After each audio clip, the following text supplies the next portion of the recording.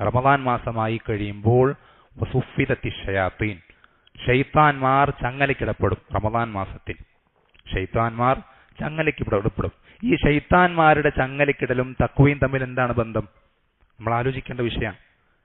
നമ്മളെ തഖ്വയിൽ നിന്ന് എപ്പോഴും തെറ്റിക്കുന്ന ഒരുപാട് ഘടകങ്ങളുണ്ട്. ചീത്ത കൂട്ടുകാരുണ്ട്, നമ്മുടെ സ്വന്തം നഫ്സുണ്ട്, ഷൈത്താനുണ്ട്, ഇങ്ങനെ പല കാര്യങ്ങളുണ്ട്.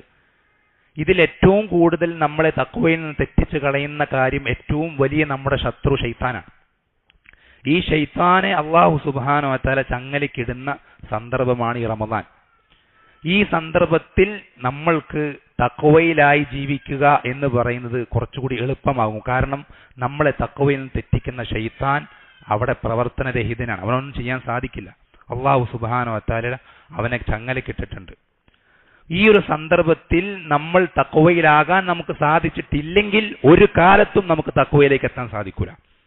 ഷൈത്താൻ ഉണർന്ന് പ്രവർത്തിക്കുന്ന, അവൻ ആക്റ്റീവായി 24 മണിക്കൂറും പ്രവർത്തിക്കുന്ന സന്ദർഭത്തിൽ നമ്മൾക്ക് തഖ്വയിലായി ഉറച്ചു നിൽക്കാൻ സാധിക്കണമെങ്കിൽ ഷൈത്താൻ പ്രവർത്തനരഹിതനായിട്ടുള്ള, അവനൊന്നും ചെയ്യാൻ സാധിക്കാത്ത സന്ദർഭത്തിലെങ്കിലും നമ്മൾക്ക് ഹറാമിന് വിട്ടു നിൽക്കാൻ സാധിക്കേണ്ടതുണ്ട്. ഏറ്റവും മിനിമം